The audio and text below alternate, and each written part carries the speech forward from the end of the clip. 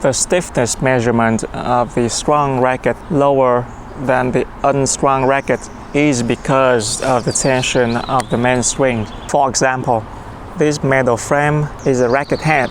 My hands are the stiffness measuring machine. This rubber band is a tennis string. The metal frame without the rubber band. When I apply the force, let's say up to this position, and let's say I need 10 kg force to bend this metal frame to this position. It also means that the metal frame applied 10 kg force to my hand. Now, with the rubber band, I continue to use my hand to apply the force so that I can bend the racket to the same position, okay? Because the metal frame is bended to the same position, or the displacement of the frame is the same. So the total force that the metal frame applies to the rubber band and my hand is the same, which is 10 kg force. However, as you can see, the rubber band is still in tension.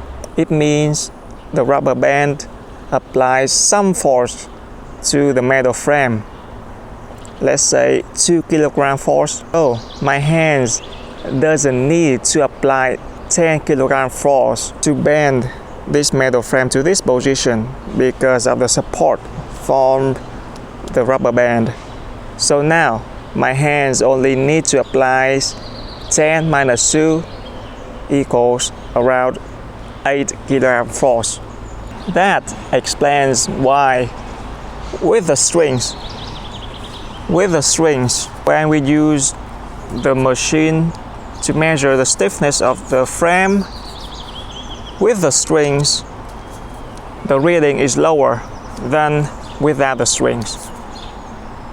As some of you might realize, if the tension of the strings is higher, then possibly the stiffness reading of the racket might be lower than with the looser tension strings, right?